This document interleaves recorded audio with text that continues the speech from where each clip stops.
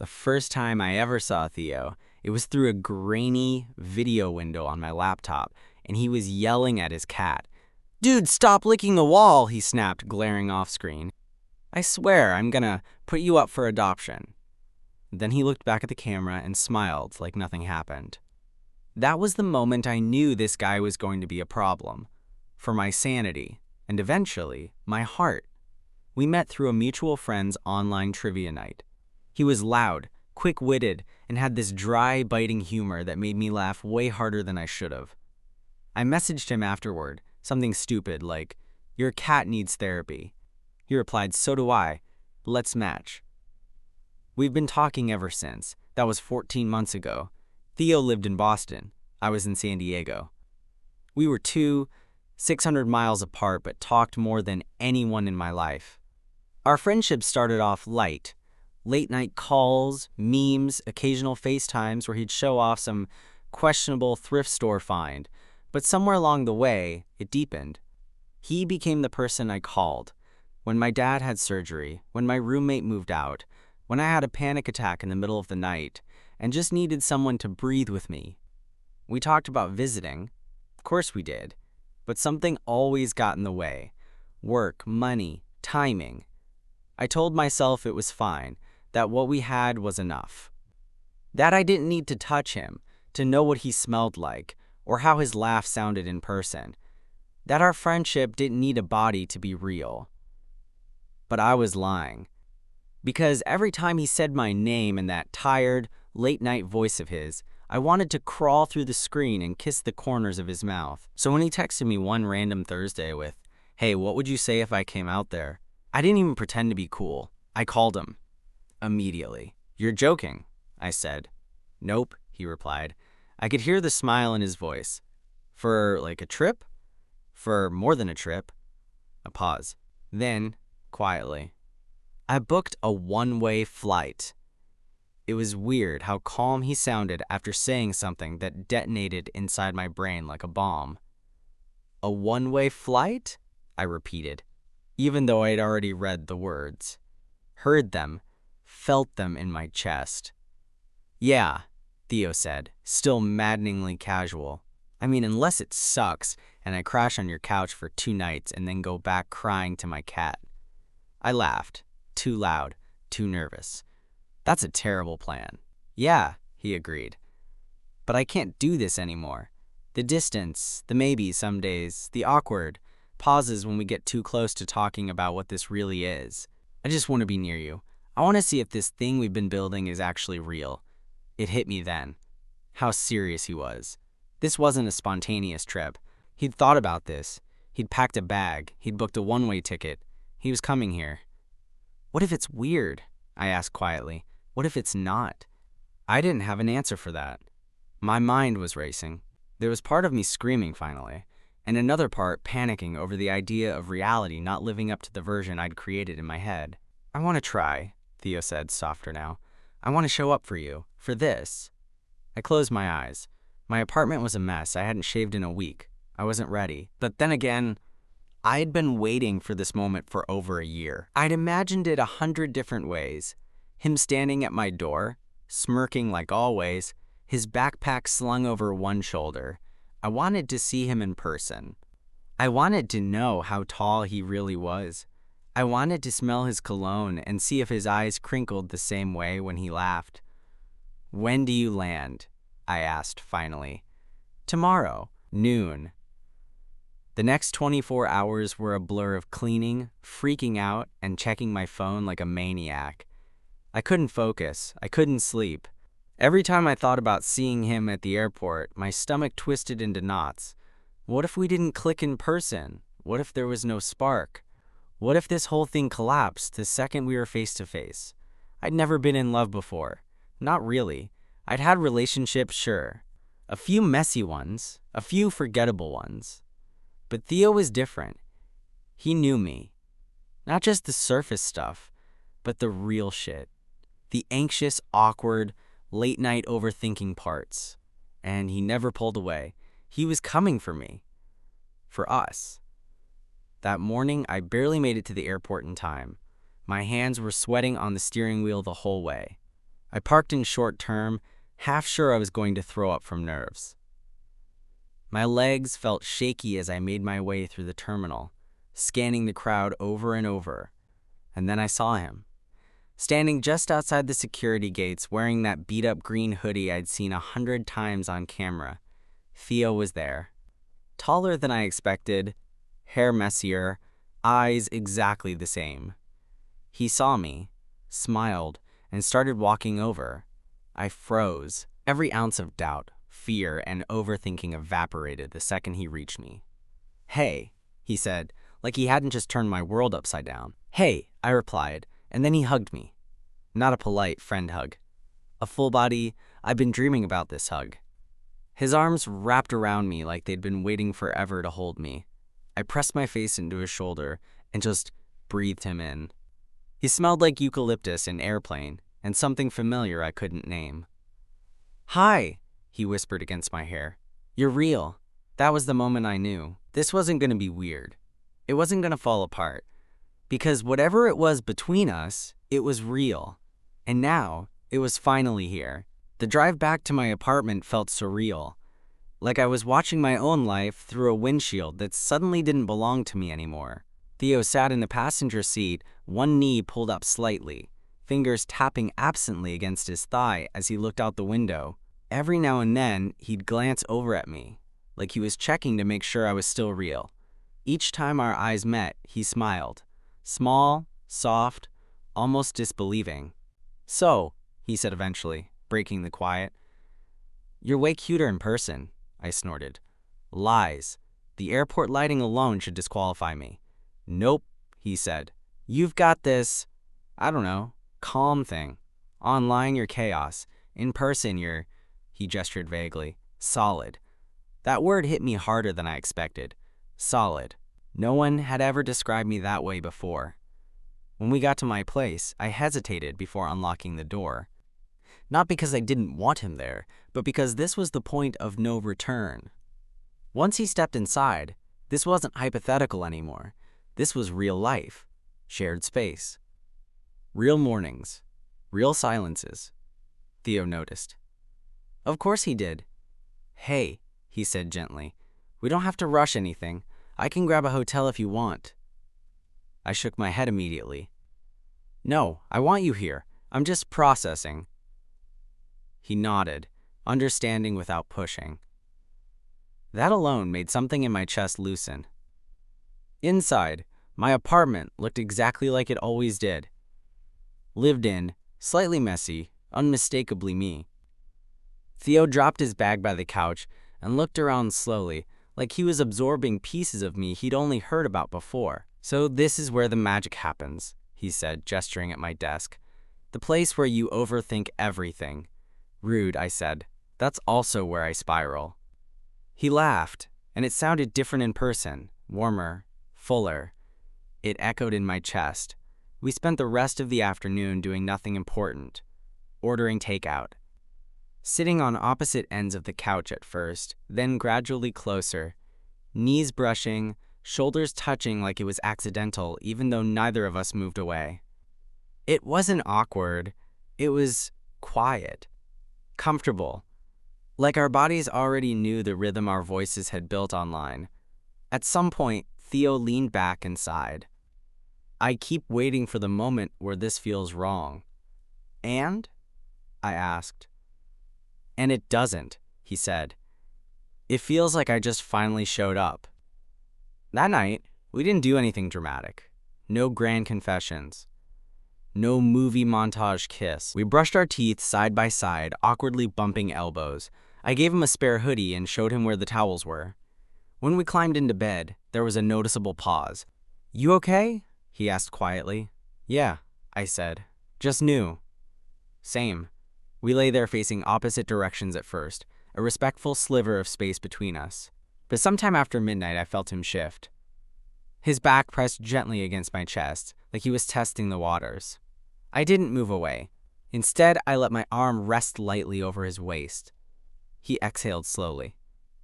"Good night," he whispered. "Good night." I slept better than I had in months. The next few days blurred together in the best way. Theo started leaving his shoes by the door. His coffee mug joined mine in the sink. He learned which grocery store aisles I hated and started navigating them for me. I learned he talked to himself when he cooked, muttering instructions under his breath like a nervous host of a cooking show. There were moments of adjustment, sure.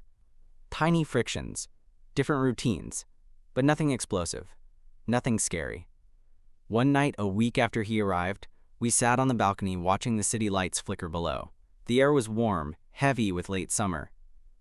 "I need to say something," Theo said suddenly. I tensed without meaning to. "Okay."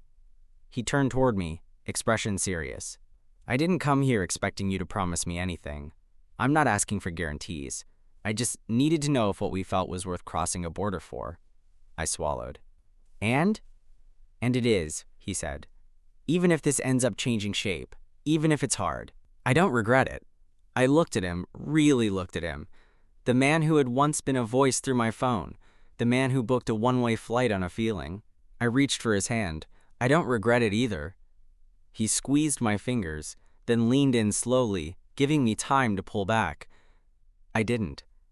The kiss was soft, unrushed, familiar, and new at the same time, like punctuation at the end of a sentence we'd been writing for over a year.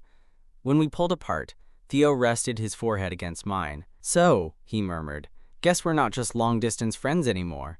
"No," I said, smiling. "We're something else now." And for the first time, that didn't scare me at all. The first real crack showed up in the most ordinary way possible. Laundry.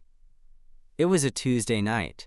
I'd just gotten home from work, exhausted and irritable, in that low-grade way that makes everything feel heavier than it should.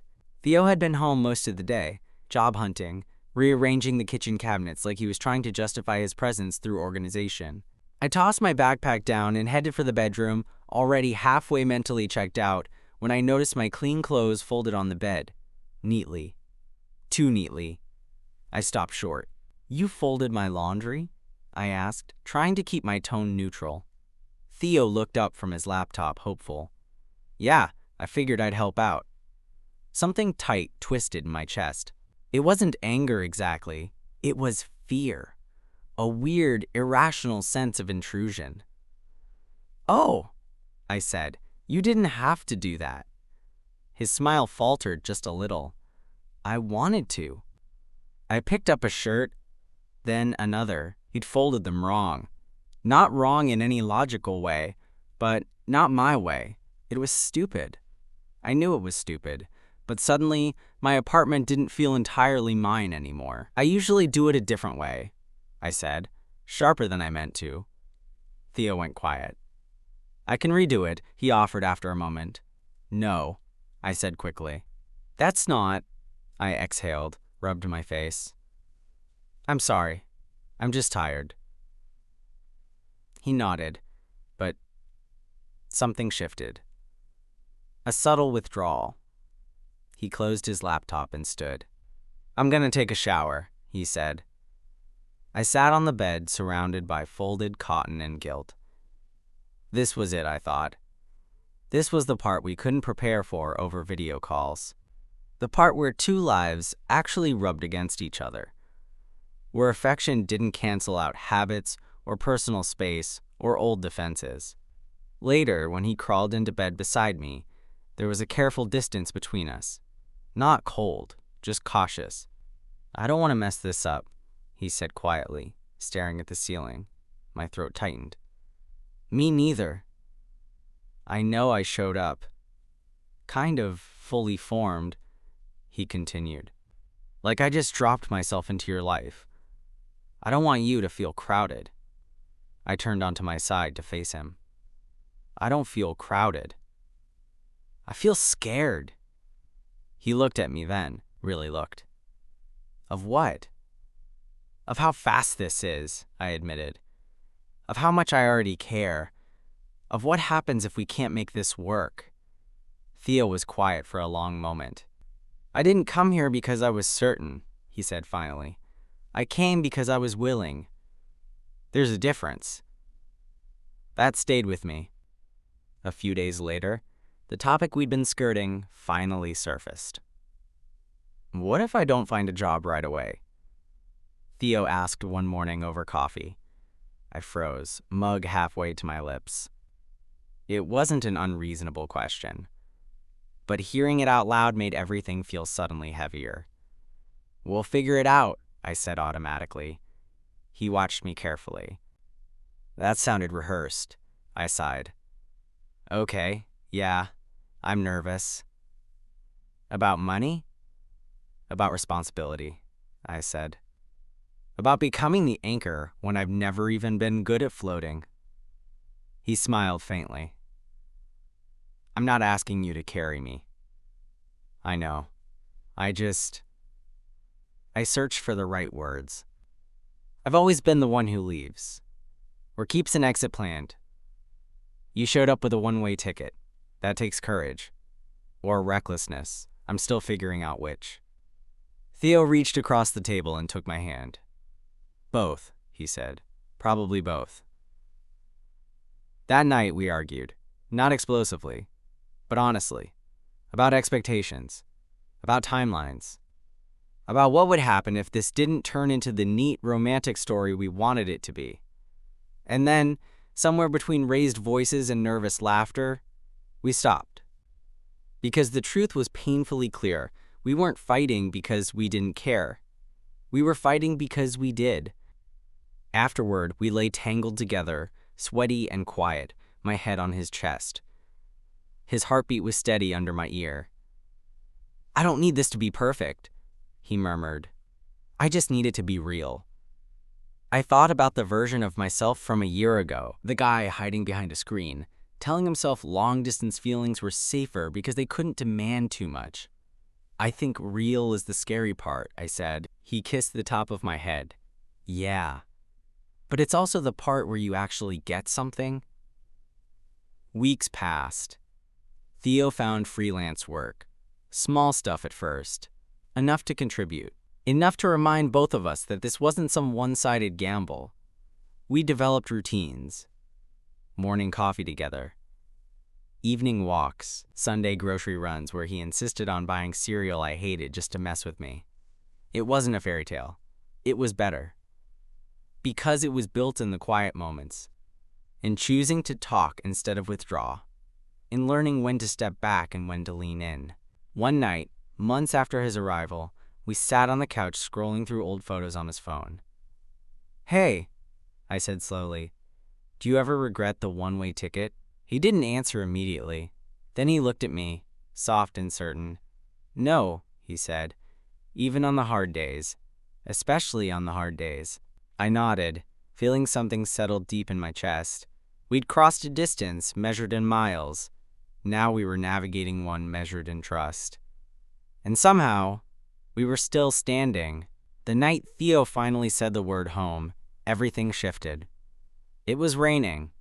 One of those slow, steady downpours that made the city feel smaller, quieter. We'd gone out for dinner. Nothing fancy, just tacos and cheap margaritas, laughing louder than usual because the restaurant was half empty and the staff didn't care. On the walk back, Theo reached for my hand without thinking. That still caught me off guard sometimes.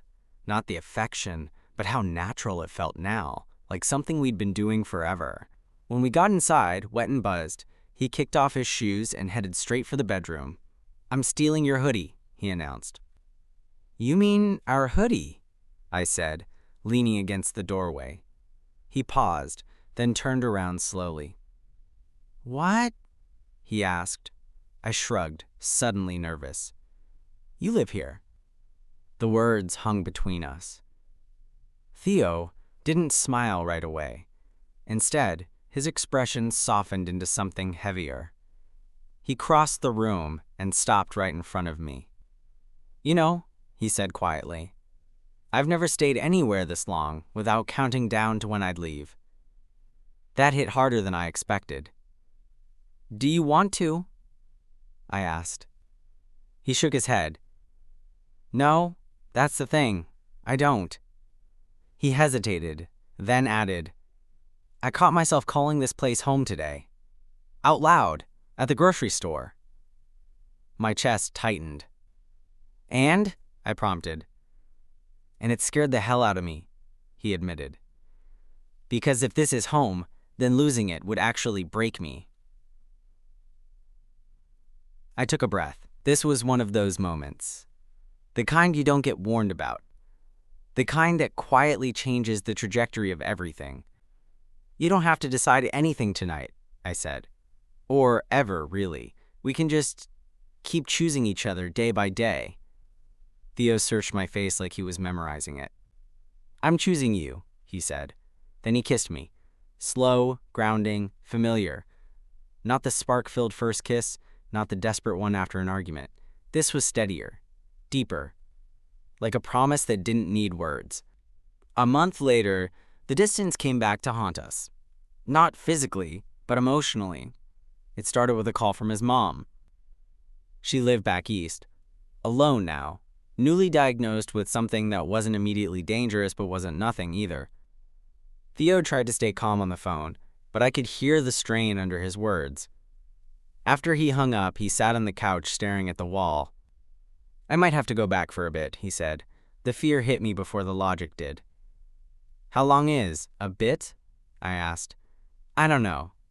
There it was again, the old ache. The one that reminded me how this all began. Through screens and static and goodbyes. I don't want to lose what we've built, he said quietly. I moved closer, resting my head on his shoulder. You won't. But distance changes things. I thought about the year we'd spent wanting each other from afar. About how that distance had somehow pulled us closer instead of pushing us away. It can, I said. But it doesn't have to. He left 2 weeks later. Watching him pack brought back the old tightness in my chest. But this time it was different. This time I wasn't wondering if he'd come back. I was just missing him already. At the airport, he hugged me like he didn't want to let go. This isn't goodbye, he said. I know. It's just see you later. I nodded, even though my throat hurt. When he disappeared through security, I stood there longer than I needed to. But instead of feeling empty, I felt anchored, because this time, the distance had an address. The weeks apart weren't easy. We fell back into old habits, late-night calls, falling asleep on FaceTime, sending pictures of dumb things just to feel close. But there was something new underneath it all, certainty. One night, after his mom went to bed, Theo called me, eyes tired but steady. I talked to her, he said, and she asked me if I was happy. I smiled softly. Dangerous question. I told her yes, he said, and that I want to build a life somewhere that feels like mine. My heart pounded. Did you tell her where that is? He smiled then. That familiar, devastating smile. I told her about you. When he came back, 2 months later, I picked him up at the airport just like the first time. Same terminal, same crowd, same anticipation. But this time, when I saw him, there was no shock, no disbelief, just relief. He dropped his bag and wrapped me up, pressing his forehead to mine. I'm back, he said. You are, I replied. And as we walked out together, hands linked, I realized something simple and terrifying all at once. We weren't trying anymore. We were already living it. The first time someone assumed we were a unit, I didn't correct them. It happened at a friend's birthday party, someone I hadn't seen in years. We were standing near the kitchen island, plastic cups in hand, Theo leaning against me like it was second nature. So how long have you two been together? She asked, casually. I opened my mouth on reflex, ready to clarify something. Timeline, labels, logistics, Theo answered before I could. Almost a year, he said. I looked at him. He didn't look back, just said it like it was obvious. And the weird thing, he wasn't wrong. Later that night, when we were home and the noise had faded, I brought it up. You said a year, I said, trying to sound light. You realize we've only been physically together for, 6 months. Theo shrugged, pulling his shirt over his head. Depends how you define together. I sat on the bed, watching him. Okay, define it for me. He turned, serious now. The moment I stopped pretending you were just a friend. The moment my choices started orbiting around you. That was a year ago. That did something to me, because I realized I'd been measuring us wrong. I'd been counting proximity instead of commitment, presence instead of intention. And intention was something Theo had never lacked. The next big step came quietly. No dramatic announcement, no candlelit conversation, just a lease renewal email sitting open on my laptop. My name was already filled in. The second line was blank. I stared at it longer than I meant to. Theo wandered in with 2 mugs of coffee and froze when he saw my expression. "What's wrong?" he asked. I tilted the screen toward him. He didn't react immediately. Didn't rush forward or smile or make a joke. He just stood there, processing. "Are you asking me?" he said slowly, "or panicking out loud?" "Both," I admitted. He set the mugs down and sat beside me. "You don't owe me anything," he said. "If this feels too fast." "It doesn't," I said quickly. "That's the scary part." He smiled softly. "Yeah, same." I took a breath, then typed his name into the empty line. The click of the trackpad felt louder than it should have. "There," I said. "We're official. Officially." Theo stared at the screen for a long moment. Then he leaned over and kissed me, slow and steady. "Thank you," he said, "for trusting me with that." I rested my forehead against his. "Thank you for not making it feel like a risk I'm taking alone." Living together changed things in ways I didn't expect. Not in the big ways, in the tiny ones. He started humming while brushing his teeth. I learned the exact tone of silence that meant he was overwhelmed, not annoyed. We fought sometimes, but we learned how to stop before it turned cruel. Learned how to apologize without defending ourselves. One night, months later, we sat on the floor surrounded by half-unpacked boxes, things we'd finally combined. His books, my records, shared space becoming shared history. Theo picked up an old notebook of mine, flipping through pages. "You kept this?" he asked. I groaned. "Please don't read that." "It's from before we met," he said. "You wrote about wanting something that felt steady, like choosing and being chosen." I felt heat rise in my chest. "I was dramatic," I muttered. "No," he said. "You were honest." He closed the notebook and set it aside. "You know what's wild?" he continued. "I used to think big love had to be loud, obvious. But this," he gestured around us, "this is quieter and stronger." I nodded. "It doesn't feel like falling anymore." "What does it feel like?" "Like standing," I said, "and not needing to brace myself." The anniversary of his one-way flight came without fanfare. No calendar reminder. No plan. Just us, cooking dinner together, music playing softly in the background. Halfway through, Theo stopped and looked at me. "You know," he said, "a year ago today I was dragging a suitcase through an airport, terrified I was making the biggest mistake of my life." "And now?" I asked. "And now I'm arguing with you about garlic ratios." I laughed. "Romantic." He stepped closer, resting his hands on my hips. "I would book that flight again," he said. "Every time." I kissed him then. Not because it was an anniversary. Not because it marked something neat and tidy. But because a year ago, we chose uncertainty over safety. And it led us here. We were long-distance friends once. Now we were something sturdier. Something lived in. Something real. The question didn't come with a ring. It came on a Thursday night, while we were brushing our teeth. I had toothpaste foam at the corner of my mouth. Theo was wearing an old t-shirt of mine that had stretched out around the collar. The mirror reflected us side by side, comfortable, familiar, unremarkable in the way that suddenly matters most. He rinsed, leaned against the sink, and said, "Do you ever think about what comes next?" I paused, toothbrush hovering mid-air. "That's vague," I said. He smiled faintly. "Intentionally." I spit, rinsed, and turned to face him. "I think about it more than I admit." "Me too." There was no dramatic buildup, no music swelling in the background. Just the quiet hum of the bathroom fan and the weight of the moment settling between us. "I don't mean next year," he clarified. "I mean long-term, the kind of future that doesn't have an exit plan." That hit me square in the chest. For most of my life, I'd kept one foot out the door, not because I didn't want connection, but because I was afraid of how much it could take from me if it fell apart. Love to me had always felt like something temporary, something you enjoyed while it lasted. Theo had never treated it that way. I think, I said slowly, choosing honesty over safety, that the idea of permanence used to terrify me. But lately, it just feels like relief. He studied my face, eyes soft.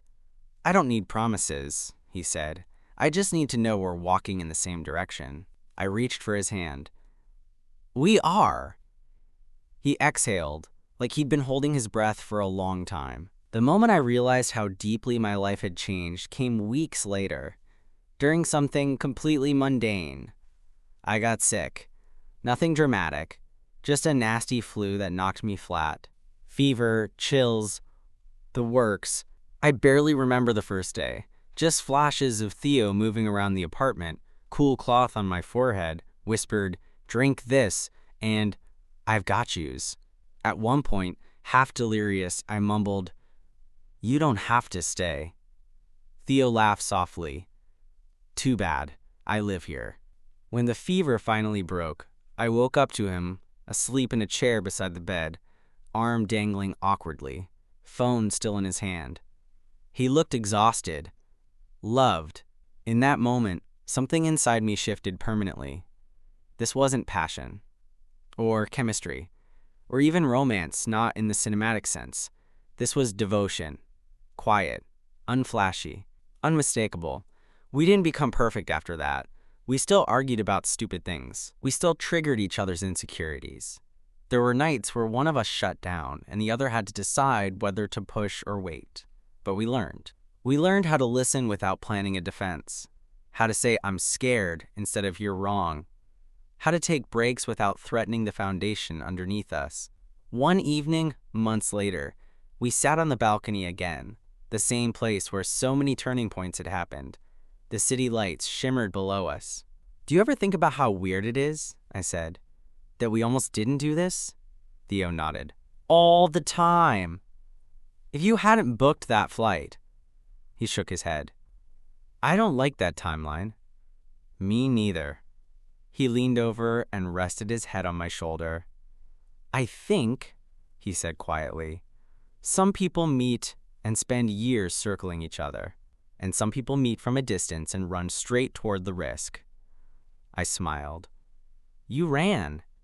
"Yeah," he said, "and you didn't push me away." On the anniversary of this flight, 2 years in, we went back to the airport. Not inside, just parked across the street, watching planes lift into the night sky.